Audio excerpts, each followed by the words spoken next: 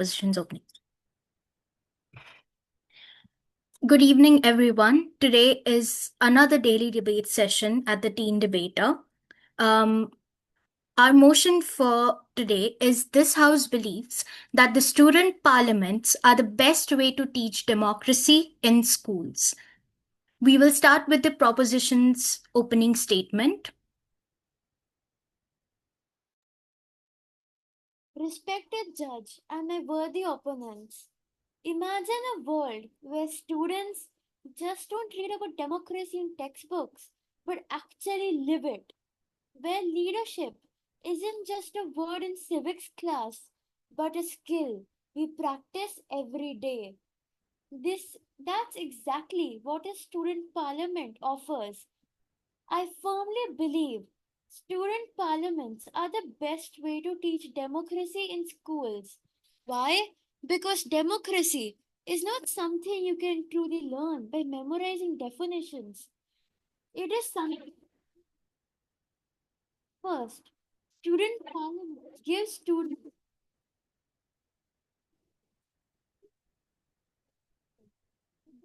ideas and make decisions and see the consequences of those decisions. This teaches us how voting works, how to respect different opinions, and how to build consensus, the very foundations of democracy. Second, they create responsible and active citizens. A student parliament puts students in charge of solving real school issues, whether it's improving the library, planning events, or introducing eco friendly policies. When students see their ideas turning into action, they feel empowered, and that builds confidence. Third, student parliaments promote equal representation. Every student gets a voice, whether they're shy, outgoing, sporty, artistic, or academic. It is a mini model of the larger society, teaching us that every vote and every opinion matters. Some might say, why not just teach democracy in the classroom? But that's like teaching swimming without water. You can't understand the true value of democracy until you participate in it. A student parliament turns theory into reality. In the future, these experiences prepare us to engage with our country's democracy, to vote wisely, to lead ethically, and to respect the rights of others. The values we learn here will stay with us for life. To conclude, student parliaments are not just an activity, they are the training ground for tomorrow's leaders. They teach responsibility, leadership, equality, and active citizenship far better than any textbook can. That's why I strongly support the motion. This House believes that student parliaments are the best way to teach democracy in schools. Thank you. Thank you so much, Anika. Now we will move on to the opening statement from the opposition. Yeah, I'm audible, right? Yes. Audible. Hello. Yeah, I'll start on my self count of three, two, one. Ma'am, the motion states student parliaments are the best way to teach democracy in schools. I'm firmly against this motion because what is being presented as democracy in schools is often just tagged exercise with no real power or value. Firstly, Article 12 of the United Nations Convention on the Rights of the Child. It says children have the right to express their views freely in all matters affecting them. But in most student parliaments, the topics are already decided by teachers or the school management. If students cannot even choose what issues to bring up, they are not practicing democracy. They are just simply repeating a script. Secondly, ma'am, leadership is not the same as appointment. My opponents say this builds leadership skills, but NCERT School Governance Survey 2022 shows that in 80% of schools, student parliament members are appointed by teachers instead of being elected. This is the complete opposite of democratic practice. In a real democracy, people elect their representatives. If the starting point itself is undemocratic, the whole process becomes meaningless, ma'am. Thirdly, equality in theory. Equality in theory, but exclusion in practice.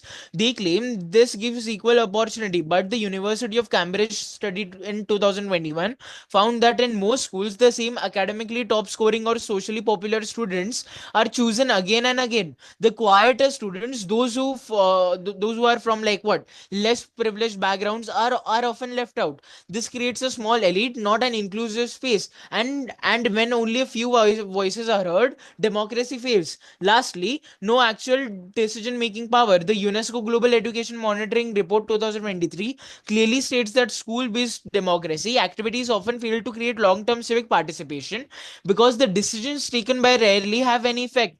Students quickly realize that their vote doesn't change anything. And when you teach young people that voting is powerless, you are clearly teaching the exact opposite of democracy.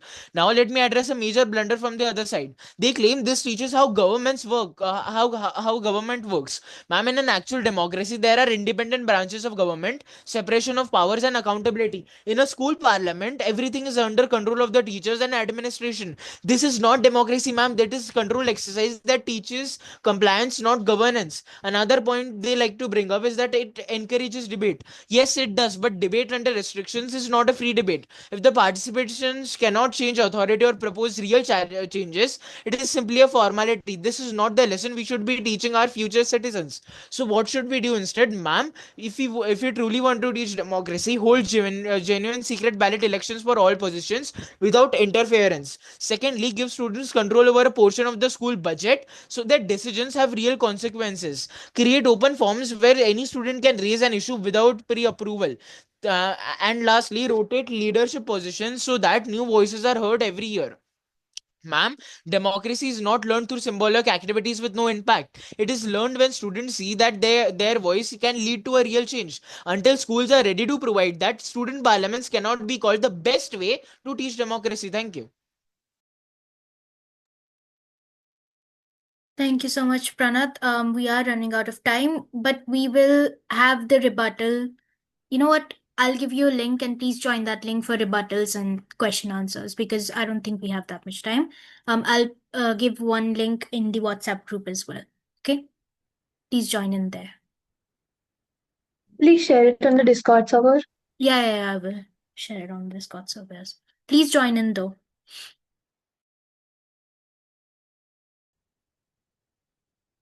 That was amazing opening statements by both sides. Now we will start from the rebuttals. First from the opposition, please.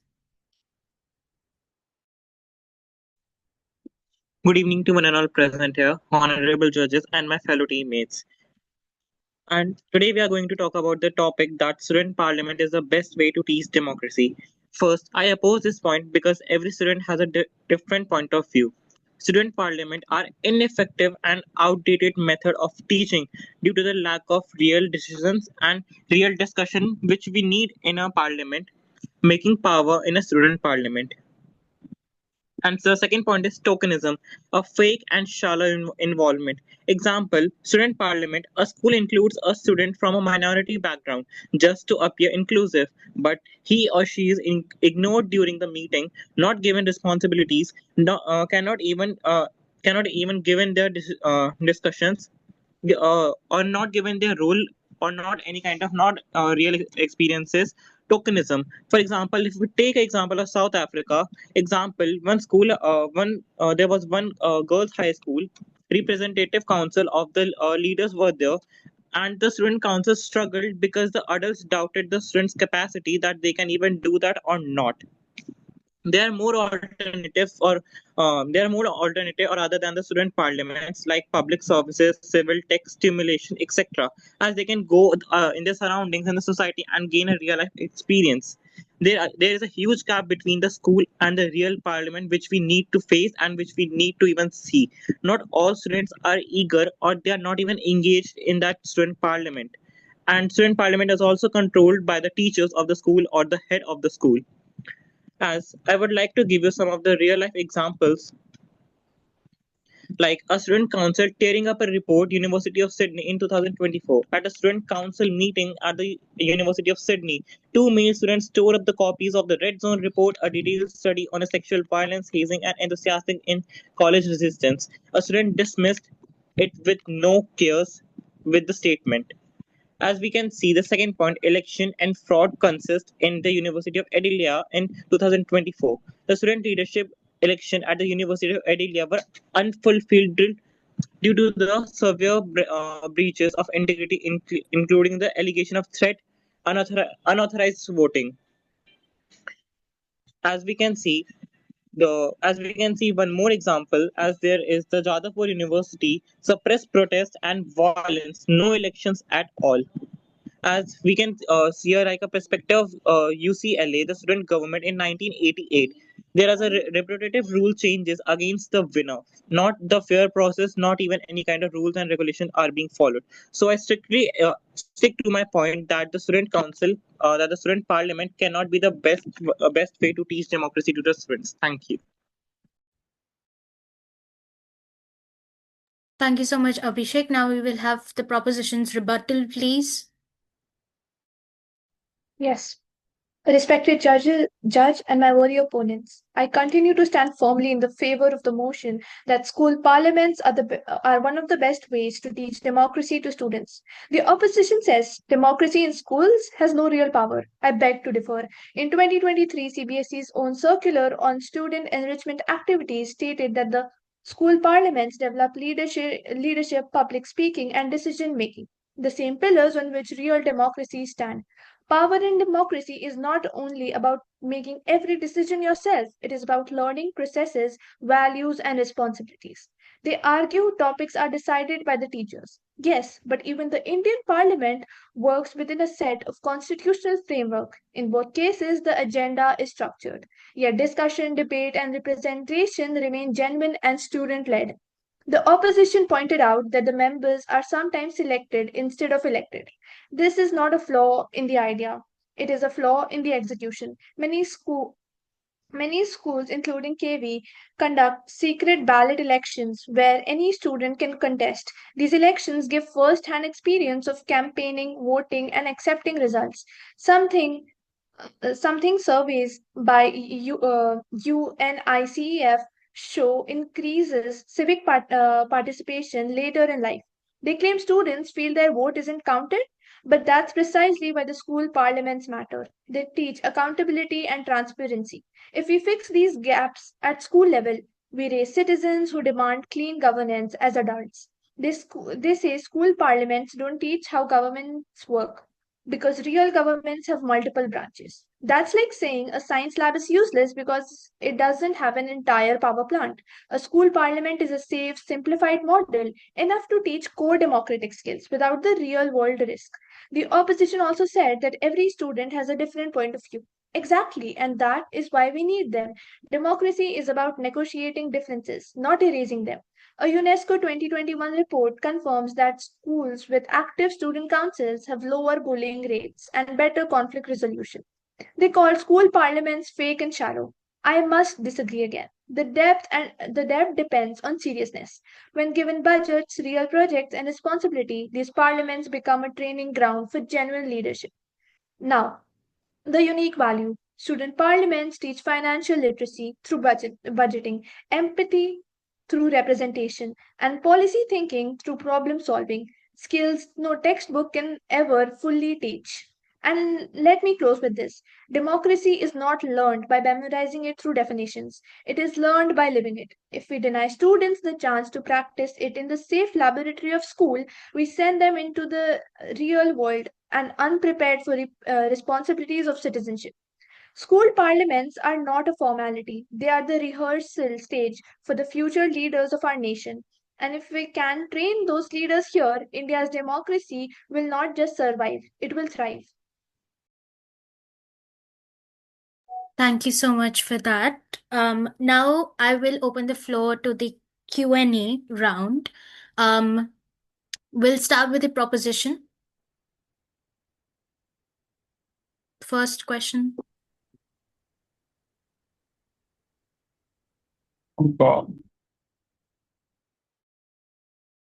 Hello?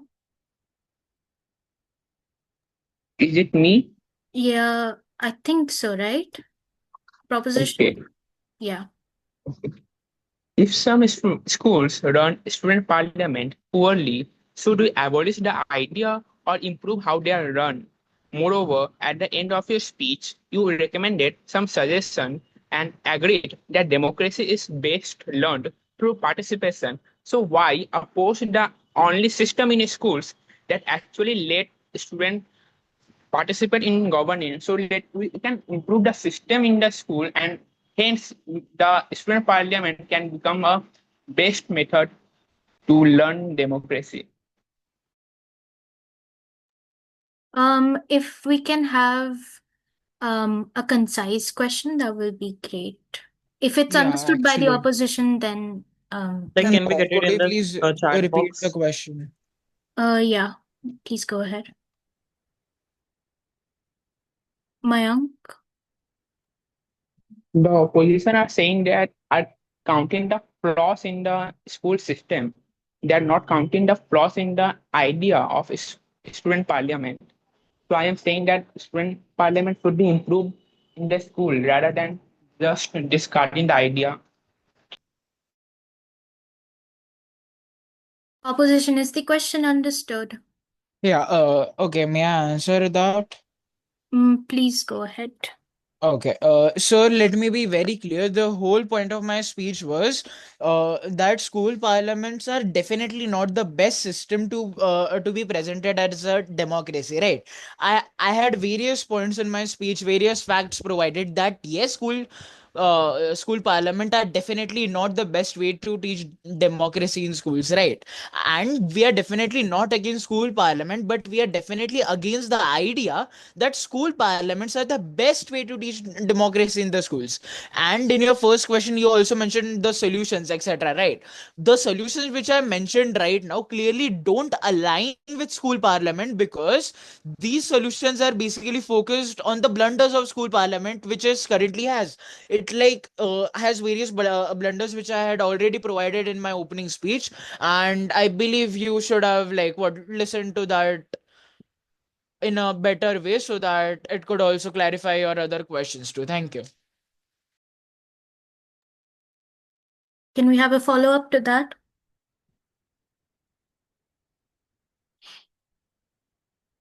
Proposition, anyone can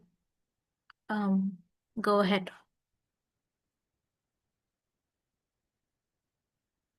No, actually, I had a question for the for the proposition. Can I ask a question for the proposition? Like, they have mentioned this, like they have, the first speaker has mentioned the statement that everyone had their own voice and everyone should get a voice. So, like, what about the minority which are being getting faced, like they are not giving any responsibilities, ignored during the meetings, or like false allegations, cannot influence any kind of discussion or cannot get involved in that. So, what is the like cure to that? Like, if the like whole parliament is just like doing that, neglecting that a point or neglecting that a whole person, Abhishek, so what is the, Abhishek, are you asking another question now? yeah, it is a question. Is it related to the one that we were discussing earlier? Yes, it is just in the point only related to tokenism. Was it the one that was proposed by the proposition? Is it Not related right to now. that? Okay, No. then we will come back to the opposition. I just wanted to ask if someone had anything to add into the last question that we were discussing. We'll come back to the opposition then later. Seems like no, so we will move on to the opposition's first question. Can I go ahead? If I'm Sir, not wrong, wait just a minute. If I'm not wrong, from the opposition, we had Sarah who had the first question. Sarah, go ahead. Speaker one of the proposition mentioned in the speech that everyone gets a voice. I would like the opinion on how does everyone get a voice if, as stated by Speaker one of the opposition, that in 70% of the schools, the student body council is appointed by the teachers.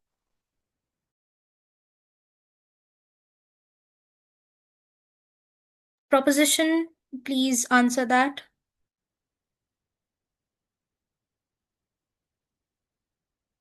Am I supposed to answer or somebody else? Anyone from the proposition can answer that. That's okay.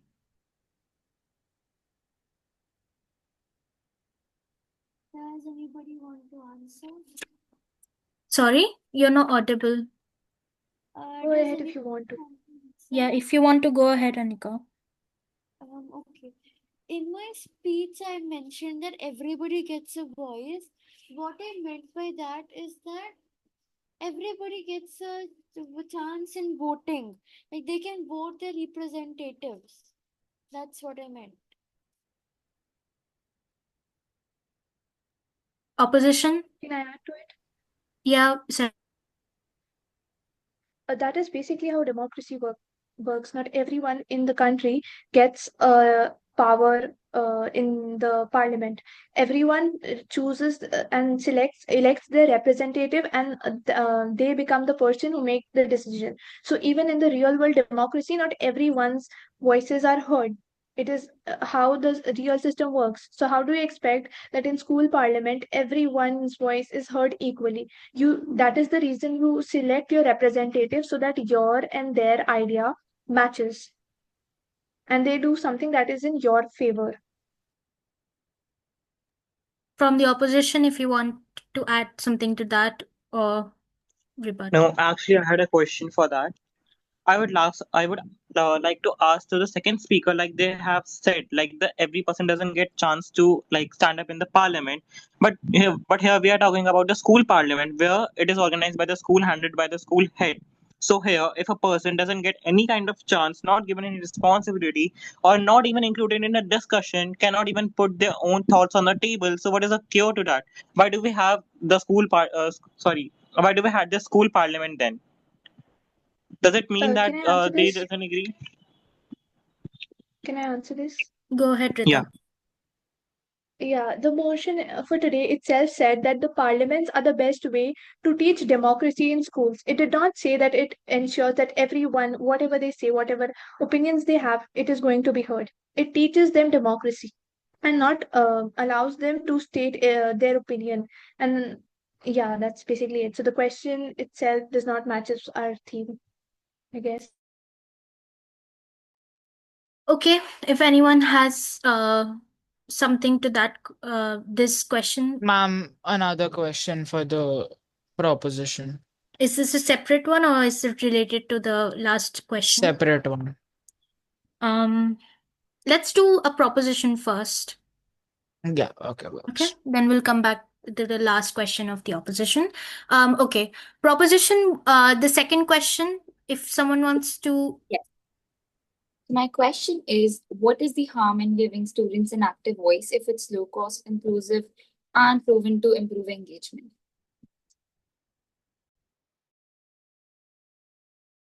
Can you Could please you repeat please the again question? repeat? Yeah. The question is, what is the harm in giving students an active voice if it's low cost and proven to improve engagement? Okay. Ma'am, can I answer this? Go ahead, Pranath. Yeah, okay. Ma'am, let me again state some of the facts and then I'll begin with my real argument. Okay. See, when we are talking about engagement, there are various factors to it, like, for example, leadership. But NCERT School Governance Survey 2022 shows that 80% of schools, student parliament members are appointed by teachers instead of being elected. So this actually hinders engagement. Secondly, when we talk about the University of Cambridge study in 2021, which found that in most schools the same academically top scoring or socially popular students are chosen again and again for the school parliament. Second point which hinders engagement, and which also proves that school parliaments are definitely not the best way for teaching democracy. And coming to the last point, which means that the UNESCO Global Education Monitoring Report 2023, which clearly stated that school based on democracy activities often fail to create long term civic participation because decisions taken rarely have any real effect. So that students quickly realize that their vote doesn't change anything. And when you teach young people that their voting is powerless, you are teaching exact the opposite of democracy and actually hindering the engagement of students among in a democracy, right? So with this proper and concrete facts, I would like to conclude that school parliaments are definitely not the best way to teach democracy. Thank you. Can I ask a follow-up question? Go ahead. So are you saying that because Yes, Chair, hello. Yes. Hello. Chair, just to point one thing out, a follow-up is only granted when the answer is actually not satisfied. But regarding to the question which she gave, I believe my answer was concrete with proper facts and proper explanation. So I believe a follow-up shouldn't be granted over here, right? When we are looking Yes, but into a debate. I do want to hear from her side as she has not spoken that much and Yeah, okay, works, she works, needs to works. Sorry, yeah. elaborate a little Thank you. bit. That's why. Okay, so are you saying that because elections have bias, we should get rid of democracy entirely instead of improving it? Could you please repeat again your question? What was it? If elections, what? Okay. So are you saying that because elections can have bias, we should get rid of democracy entirely instead of improving it? Okay, first of all, ma'am, clearly you didn't heard my speech properly, right? So let me again repeat it for you. First of all, I never said that that democracy should be like removed from schools completely. My whole speech was that school parliament is definitely not the best way to teach democracy in schools, right? And at the end or the conclusion of my speech, I clearly mentioned various solutions. For example, hold genuine secret ballot elections for all positions without interference. Secondly, give students control over a portion of the school budget so that decisions have real consequences. Thirdly, open create forums where any student can raise issue without pre-approval. And lastly, rotate leadership positions so that new voices are heard every year. And regarding the facts and the proof which I already mentioned in my previous answer to your question, these all things does not happen in a school parliament, right? So definitely again concluding with this, that school parliaments are not the best way to teach democracy in schools. Thank you. Okay, that's it for the proposition side's questions. We will have one last question from the opposition and we will Chair, conclude can I this go? debate. Yes, Pranav, go ahead. Okay. So for the proposition, ma'am, if this really is the best way, according to your speeches which you just gave, why does the OECD's 2020 education at a glance report suggests that hands-on civic projects, volunteering, and school level uh, referendums produce more democratic engagement than school parliaments, right? So if a proper fact is suggesting that school parliaments are not the best way, how do you like reconcile this with your speech or the arguments which you just mentioned? With also in respect to that, all the blunders of the school parliament which I mentioned in my speech. Can you please state the question Yeah, in okay. concise manner?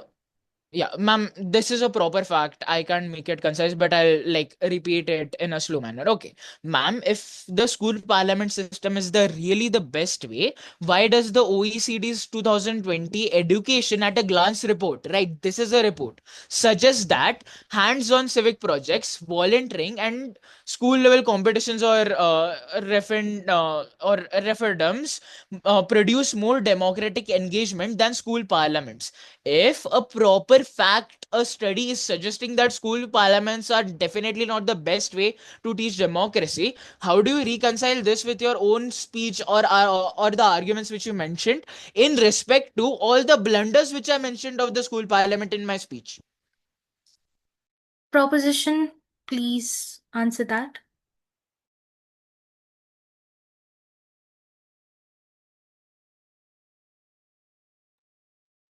Can I Can I answer? answer it? Okay. Okay, Anvi can go. Okay. So I agree that civic projects are indeed valuable, and the OECD does recommend them. But the same OECD reports also emphasize the importance of sustained, structured participation in decision making, which is exactly what the student parliament provides. A civic project might last a week. A parliament runs all year, with repeated opportunities for leadership, representation, and collaboration. Follow up, chair. I want to hear. Okay. Okay. Okay. First of all, ma'am, you mentioned two things, which is leadership skills and the equal opportunity wala thing, right? That the members are selected again and again. First of all, NCERT School Governance Survey 2020 shows that 80% of schools student parliament members are appointed by teachers instead of being elected. Secondly, University of Cambridge study in 2021 found that in most schools, the same academically top scoring students or socially popular students are chosen again and again instead of quieter students. With respect to this, how do you like reconcile with your answer that in a school parliament every student is being recognized correctly without any bias or without any yeah, that's it. Rita, go ahead.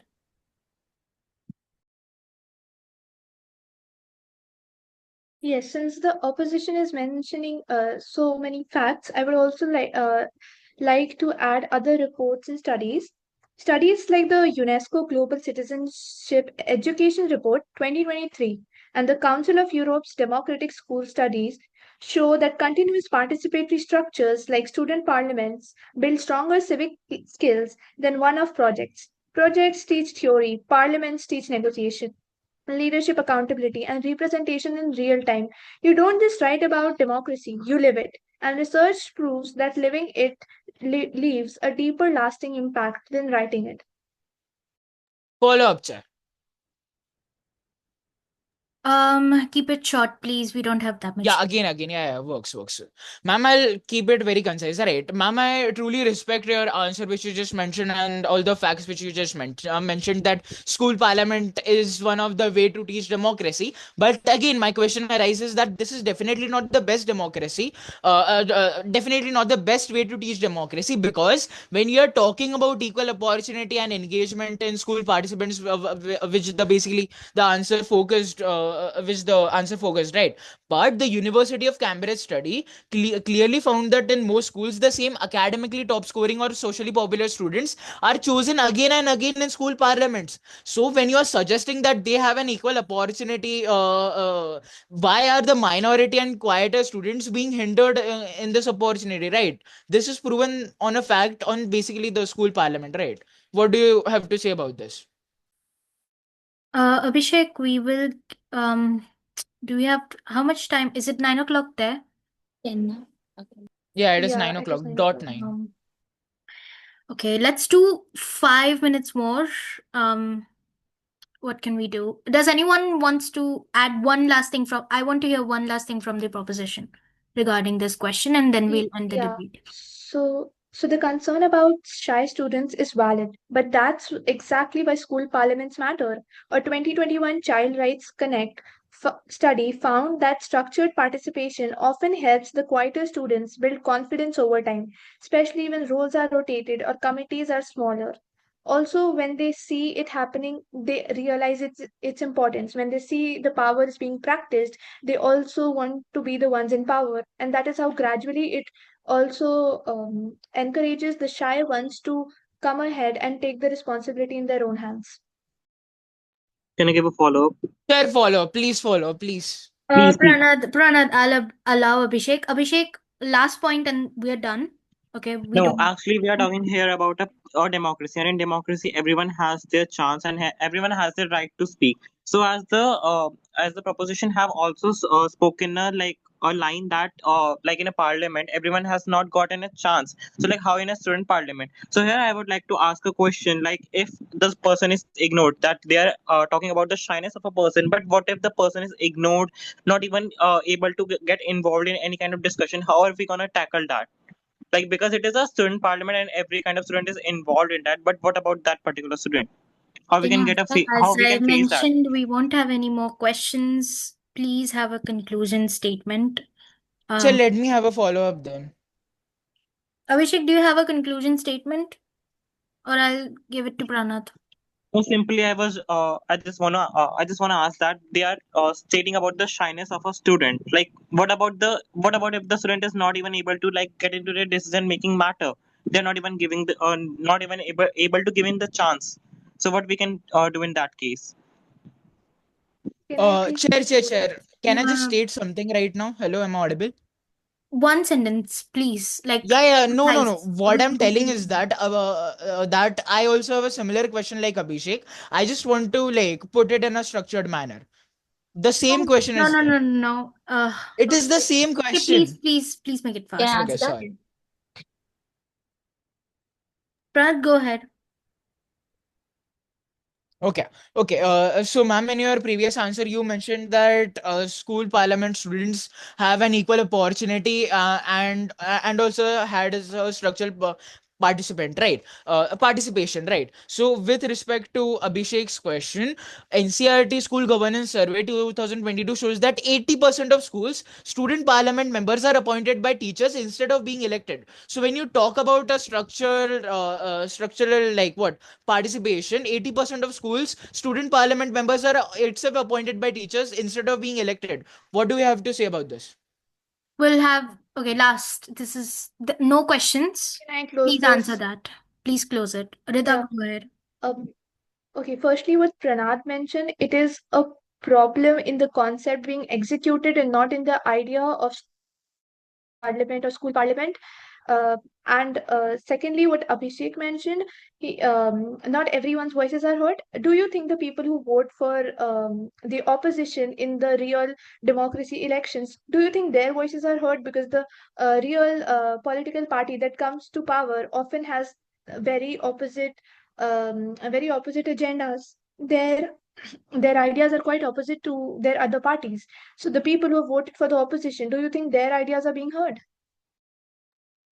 Okay. I Okay, will I would not. like to give a follow-up. Like, can we give? We have, my link will Okay, close just in let it 10 go. minutes, guys. Okay, let's take a majority vote. Do you want to follow up? Because I won't take any questions. Just an answer, only an answer. No questions in your statements, please. The link will close in like 10 minutes. That's why. Sir, then would that be possible if you just go with the feedback right now and not Yeah, just the voting? because I really cannot be taking anymore. I know this is very exciting, but please bear with me. Yeah. It was a fun Um. debate, to be Yeah, honest. we will go. The feedback is good. Yeah, just go with it. Okay, sorry, Abhishek, again. I'm so sorry about that. No, it's okay. Okay. So who should I? I'll give the winner later. Let me give the feedback first. Okay. So, opening statement, we had Anika, if I wasn't wrong. There were good points mentioned, but there was like one major flaw that I did see is that there was no follow up with the point. The follow up with the point will be a good research attached to it, like given a good example, which you did do a little later, but that was it. I didn't see any more evidence in your speech, in your opening statement, but the points mentioned were good and they were concise enough to be understood. So that was amazing. But please back it up with some research, or I know you cannot mention like a whole research paper in an opening statement, but at least like one sentence will be great. Otherwise, the voice modulation was amazing and the speech style was also good. Okay.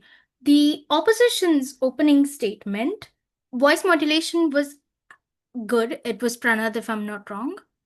Was it you? Sorry, what?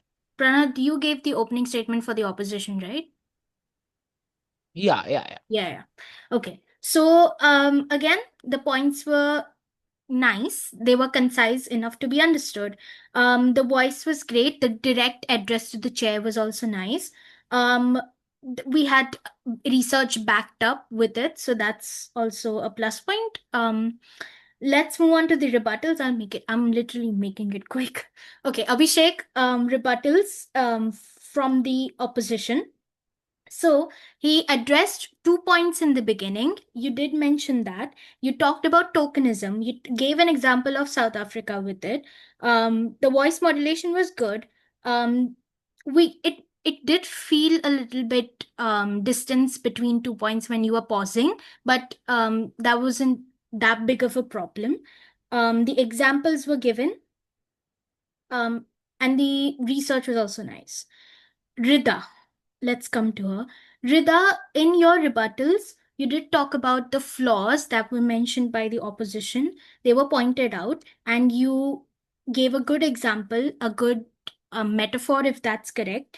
The research was missing, and it talked about financial literacy, which I really liked. Those are the good points that you did mention. Now I'll come back to the question and answers, which was the heated part of this debate. Let's start with Mayank. I know this is your first debate, so I'll just give you a tip. What happens during a question and answer is basically your team will ask the question to the other team. Now, it can be reference to their previous point. That is usually the best thing to do. And you have to keep it concise when you ask the questions. You cannot be all over the place. But considering this is your first debate, it was still pretty good. It was good. Let's come to the question and answers then of the opposition. I think the opposition presented some amazing questions. The questions presented from the oppositions were concise enough to be understood. Although the research that was provided in your questions could be shortened, please keep that in mind. Also, the proposition did a great job in basically rebutting or like arguing with the opposite side, the opposition, which I really liked, which really doesn't happen sometimes. But the proposition did a good job in the end of bringing in the statistics that the opposition did provide, and which was literally getting in their way. So that was amazing. I feel like it was Rida and Anvi, right? If I'm not wrong, were doing that. Yes. Yeah, it was both of us. Yes, so it was amazing. That was nice to see. It never happens, so it's good. Yeah, and I would say who won the debate? I'll call it a tie. I'm not giving any winners this time. Let's call it a tie because it was a heated one. So I'll call it a tie. Please join in next time as well. Also, just one announcement to make. If anyone of you, yeah, Pranad, go ahead. Share personal feedback on all three things, Could like you- the opening statement and the rebuttal. Sorry, the question and answer. Okay, so the opening statement, I don't want to give personal feedback. Pranad, why don't I message you later? Can I do that? Yeah, 3 works. minutes left, that's why. Okay. From which class? Okay, that can be discussed in the group. I'm sorry, Mayank, we don't have that much time.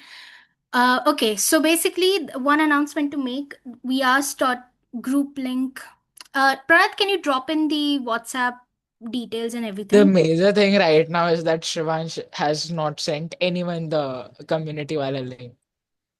I also don't have it. Oh, Plus, also this kind of like informal discussions aren't allowed in the group, so yeah, exactly. no use of that. Exactly. Mayank, if you can join in tomorrow as well, we'll give you more